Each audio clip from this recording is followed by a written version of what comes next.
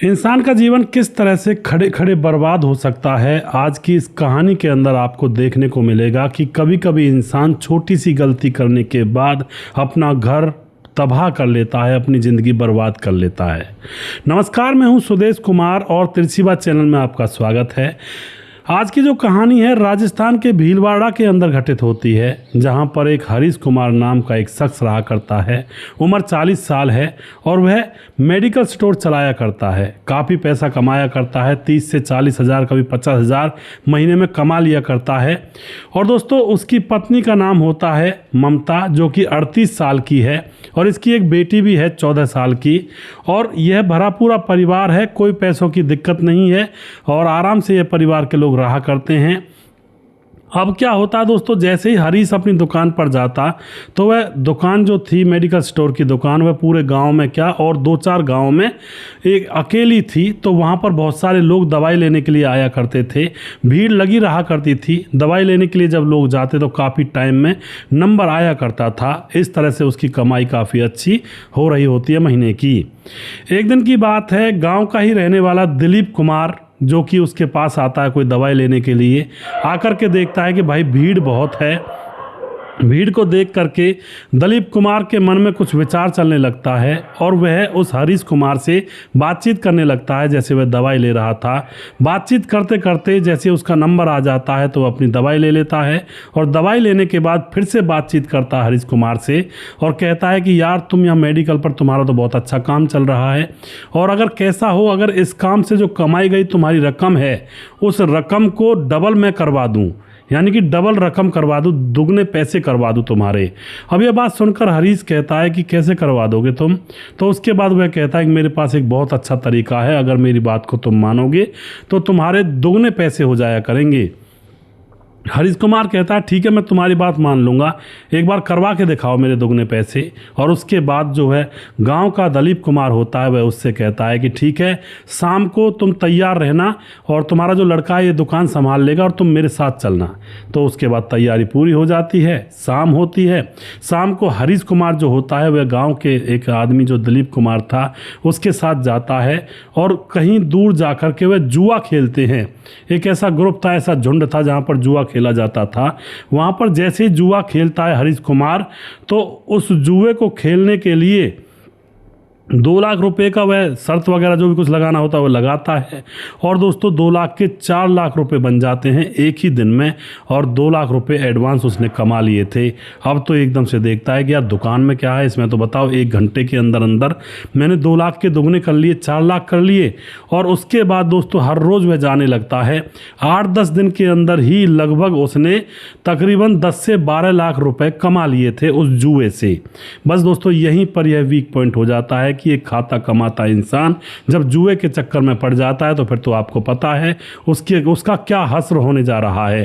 क्योंकि हर समय जुए में जीतना मुमकिन नहीं होता, हर समय हार भी नहीं होती, हर समय जीत भी नहीं होती। ये एक ऐसा अंधा कुआं है जिसमें एक बार कोई गिर जाए तो बस निकलने का रास्ता मिलता ही नहीं है। हर उम्मीद उसकी टूटती चली जाती है। उम्मीद यही रहती है कि मैं इतने कमा लूँगा, अमीर बन जाऊँगा, बस आज तो मैं हारूंगा नहीं, आज तो जीत जाऊँगा। इसी उम्मीद में सारे पैसे गंवा देता है इंसान। लेकिन यहाँ पर हरीश कुमार मेडिकल स्टोर वाला अभी जीत ही रहा था। 10 दिन में तकरीबन 10 से 12 लाख रुपए, 8-10 दिन में 10 से 12 लाख रुपए कमा लिए थे। और उसके बाद तो अब जब पैसे इतने ज़्यादा हो जाते हैं तो उसका दिमाग घूम जाता है। पैसा कहते हैं ना, सर्वनाश की जड़ भी होता है। अगर कोई इंसान समझदारी से काम ना ले तो यही पैसा इंसान को डुबा भी देता है। अब यही कहानी इस हरीश कुमार के साथ होने वाली थी। जब यह एक दिन में कई लाख रुपए कमाने लगता है तो अब इसका दिमाग भी उल्टी सीधी हरकतों में चलने लगता है।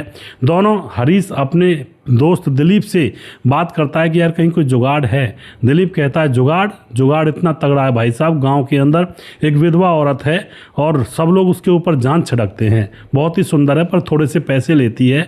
अब यह कहता है हरीश की पैसों की क्या दिक्कत है, हमें पैसों की तो कोई दिक्कत है ही नहीं, चलो मुझे मिलाओ। तो रात का समय था, हरीश को दिलीप उस विधवा औरत के घर पर ले जाता है। लेकिन वहाँ जाकर देखता है वहाँ पर तो लोगों की लाइन लगी पड़ी थी।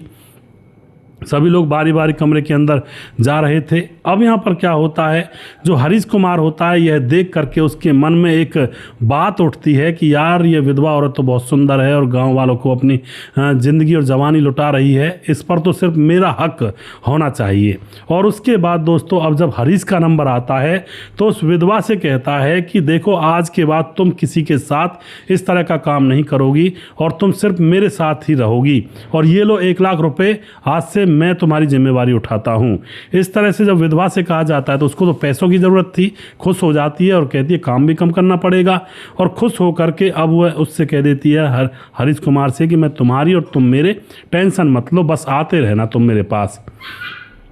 उसके बाद दोस्तों 1 लाख रुपए दे करके वहाँ पर वह संबंध बनाता है, और संबंध बनाने के बाद वह वापस अपने घर आ जाता है, बहुत खुश था, और उसके बाद वह शराब वगैरह भी पीता है।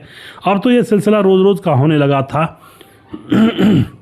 और जब यह सिलसिला रोज़ रोज़ का होने लगा था तो जो पत्नी होती है वह इसके ऊपर निगाह रखती है कि अरे ये रोज़ रोज़ कहाँ जाता है, रात के समय में रोज़ रोज़ चला जाता है, आखिर मामला क्या है। क्योंकि पत्नी देखती थी अब यह बदल चुका था, इसकी बातें भी उलझुल होने लगी थी, और अब तो रोज़ रोज़ शराब पीकर घर पर आया करता था, तो इसका सारा सिस्टम बिल्कुल चेंज हो चुका था।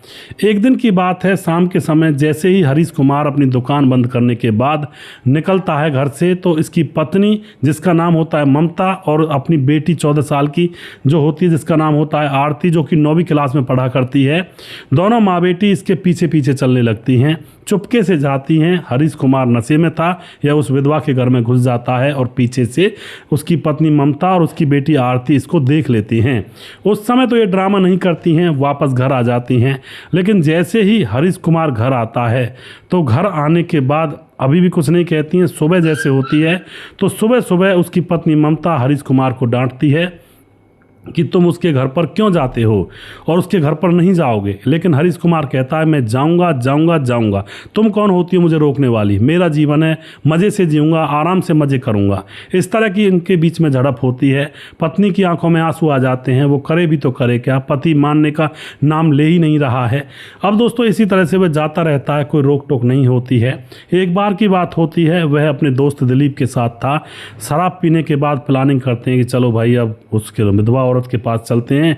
उसका नाम था ललिता, उम्र थी उसकी 26 साल। अब उसके पास वे जाने लगते हैं, लेकिन आज वहाँ पर ताला लगा हुआ था, शायद वह किसी रिश्तेदारी में गई थी, तो आज का प्रोग्राम छुट्टी का था। तो उसके बाद शराब के नशे में दोनों धुत थे और यह ललिता ललिता करने लगता है कि कहाँ गई ललिता, कहाँ गई ललिता। और उसका जो दोस्त होता है दिलीप, वह कहता है कि यार नहीं है तो छोड़ो ना, कल आ जाएगी, फिर कल आ जाना यहाँ पर। लेकिन यह हरीश कुमार कहता नहीं, उसके बिना मैं जी नहीं सकता, वो होनी चाहिए अभी। मगर इसका दोस्त जो दिलीप होता है वह इसको पकड़ पकड़ कर कंधा लगा करके इसको वहाँ घर पर छोड़ने के लिए चला जाता है। घर पर ममता दरवाज़ा खोलती है, इन दोनों को अंदर तो ले लेती है, और उसके बाद जो दिलीप होता है इसका दोस्त, वह ममता के ऊपर गंदी नज़र रखने लगता है, गंदी तरह से उसको देख रहा था। लेकिन ममता अपने पति हरीश को अंदर लिटाने के बाद सीधा कहती है दिलीप से, भाई साहब आप जाओ, हम जो भी कुछ करना हम अपने आप कर लेंगे। तो दिलीप को वहाँ से निकाल दिया जाता है। अब ममता हरीश से कहे भी तो कहे कैसे, नशे में धुत था, बात करने के योग्य नहीं था, पता नहीं वह मनी मन में ललिता ललिता बुड़बुड़ा रहा था। अब जो पत्नी होती है ममता, वह अपने पति के जूते वगैरह उतार करके उसको बेड पर लिटा देती है और खुद भी लेटने के लिए चली जाती है। मगर दोस्तों 2 घंटे के बाद जो बेटी होती है आरती, उसको बहुत तेज़ बुखार आ जाता है और बुखार से कपकपाने लगती है। अब जो पत्नी होती है यानी कि माँ होती है ममता, वह अपनी बेटी की नाड़ी नबज देखती है तो वह एकदम समझ जाती है बुखार है, और उसके बाद अपने पति हरीश के पास जाकर बैठ जाती है और उसको हिलाने लगती है, डुलाने लगती है कि बेटी बीमार है, बुखार चढ़ा हुआ है, मेडिकल से जाओ दवाई लेकर आओ, या फिर किसी उस लड़के को बताओ कौन सी दवाई देनी है। लेकिन दोस्तों हरीश कुमार दूसरी दुनिया में था, मन मन में बुड़बुड़ा रहा था ललिता ललिता, और वह कुछ नहीं बताता है। तो ममता परेशान होकर हार थक कर वह सोचती है कि पड़ोस में थोड़ी दूरी पर गाँव के बीच में एक डॉक्टर है, उसके पास जाती हूँ, कुछ दवाई दे देगा रात के लिए और सुबह हॉस्पिटल दिखा लूँगी, या फिर यही दे देगा दवाई जो पति है। अब जो ममता होती है बेटी से कहती है बेटी तू रुक, मैं अभी जा रही हूँ। और अपने पति हरीश से कहती है कि तू थोड़ा बैठ जा आराम से, बेटी के पास इसको बुखार चढ़ रहा है। लेकिन हरीश जो कि टुल्ल था, नशे में इधर उधर हिल रहा था। और जो ममता होती है दवाई लेने के लिए वह गाँव में निकल जाती है। और अब दोस्तों यहाँ पर अचंबा होता है, जो हरीश कुमार था वह जो ललिता कर रहा था, अब वह जैसी पत्नी चली जाती है तो घर का दरवाज़ा अंदर से कुंडी लगा देता है। और उसके बाद दोस्तों यह वैसी दरिंदा अपनी ही बेटी के साथ गंदी हरकत कर देता है। और 20 मिनट का टाइम था, बस उस 20 मिनट में सब कुछ करने के बाद आराम से अपने बेड पर लेट जाता है और खर्राटे मारने लगता है। इधर से जो इसकी पत्नी ममता दवाई लेकर आती है, अंदर का दरवाज़ा बंद था तो वह दरवाज़ा खटखटाती है, तो जो बेटी होती है कराती कराती दरवाज़ा अंदर से खोल देती है। उसका हुस्न बिगड़ा हुआ था बेटी का, और ममता उसकी तरफ देखती है, तुझे क्या हुआ? अब एकदम से वह बेटी रोने लगती है कि मम्मी मम्मी पापा ने मेरे साथ गंदी बात की। अब तो यह बात ममता झेल नहीं पाती है, गुस्से से बेकाबू हो जाती है। और उसके बाद वह बाथरूम में जाती है, जहाँ पर उसका रेजर वगैरह जो बाल वाल साफ करने का होता है उसको लेती है, उसको खोलती है, उसमें से ब्लेड निकालती है, सीधा अपने पति के कमरे में जाती है। नशे में धुत था, बेहोश था, और उसकी जाकर के दोस्तों सीधा ही उसका प्राइवेट पार्ट एकदम से काट देती है। पति जोर से चिल्लाने लगता है, खून बहने लगता है, पूरे कमरे में खून फैल जाता है। उसके चिल्लाने की आवाज़ सुन करके आस पड़ोस के लोग वहाँ पर इकट्ठा हो जाते हैं और पूछने लगते हैं ये क्या हुआ। ममता कहती है कि इसका ऐसा ही हश्र होना चाहिए। आस पड़ोस के लोगों में कोई पुलिस को फ़ोन कर देता है तो पुलिस आती है। जैसे पुलिस आती है तो पुलिस अब ममता से पूछती है कि क्या हुआ, तो ममता सारी बात बता देती है, इसने मेरी बेटी के साथ गंदी हरकत की, यह इतना नीच हो चुका है, इतना गिर चुका है, मैं और क्या करती, मुझे इतना गुस्सा आ रहा था। उसके बाद दोस्तों जो पुलिस होती है इस हरीश कुमार को हॉस्पिटल पहुंचाती है, और इसका जो प्राइवेट पार्ट था वह अभी मतलब पूरी तरह से कटा नहीं था, और जो डॉक्टर होते हैं उसको सिल देते हैं, ऑपरेशन कर देते हैं। और ये जो ममता होती है इसको पकड़ा जाता है, इसको फिर लॉकअप में डाला जाता है, इसके ऊपर जो भी कार्रवाई होती है वो भी की जाती है, क्योंकि इतना कदम नहीं उठाया जा सकता ना। और उसके बाद जो इनके ऊपर जो भी कार्रवाई होती है सारी कार्रवाई की जाती है। और हरीश जो होता है उसको रेप के केस में, नाबालिग रेप के केस में सही होने के बाद जेल में डाल दिया जाता है। और ममता की कुछ दिन के बाद इसको जमानत वगैरह मिल जाती है, और ममता अपने घर पर अपनी बेटी को संभालने लगती है, और खुद मेडिकल स्टोर को फिलहाल उस लड़के के साथ मिलकर चला रही होती है, जो लड़का उसके पति के साथ मेडिकल स्टोर में नौकरी किया करता था। इस तरह का ये वाक्य था दोस्तों, और यह हुआ था राजस्थान के भीलवाड़ा के अंदर। क्या कोई इंसान दारू के नशे में इतना वैसी बन सकता है कि भाई वो अपने बच्चों को भी ना देखे? शायद इतना तो नहीं बन सकता, लेकिन जिन लोगों की मानसिकता ही गंदी हो अंदर से, उनको तो सिर्फ बहाना चाहिए शराब का या फिर किसी भी चीज़ का। हालांकि इतना गंदी हरकत शायद कोई नहीं कर सकता। दारू वगैरह शराब तो बहुत सारे लोग पीते हैं, क्या वह अपने घर की बहू बेटियों के साथ ऐसा करते हैं? बिल्कुल नहीं करते हैं। उनको तो बाहर करना होता है, जो भी कुछ करना होता है। तो ये मानसिकता का ही फ़र्क था जो इस बाप ने अपनी बेटी के साथ ऐसा किया। आप लोग क्या कहना चाहते हो इस घटना के बारे में?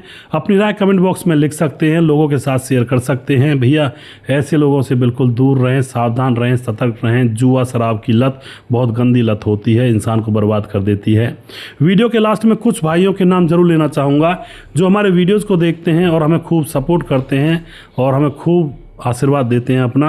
हमारे साथ सैफुल मलिक कमेंट करते हैं, राम थापा नेपाल से कमेंट करते हैं, परवीन चौधरी राजस्थान से कमेंट करते हैं, राजस्थान के रहने वाले हैं पर फिलहाल बेंगलुरु में रहते हैं। कालीचरण उड़ीसा से हैं, फिलहाल गोवा में रहते हैं। रवि प्रकाश कमेंट करते हैं, शौकत अली दिल्ली से कमेंट करते हैं, रामलाल कुशवाहा जिला विदिशा पुरानिया बिहार से कमेंट करते हैं, दया शंकर सिंह ठाकुर यूपी 43 गोंडा से कमेंट करते हैं, नीतीश पासवान बोधगो गिरिडीह झारखंड से कमेंट करते हैं, वनराज नामदेव कोहली कमेंट करते हैं, सैयद सादत अली कमेंट करते हैं, अच्छा लगता है जी आपकी कहानी और आपकी कहानी सुनकर बहुत अच्छा लगता है। मिर्ज़ा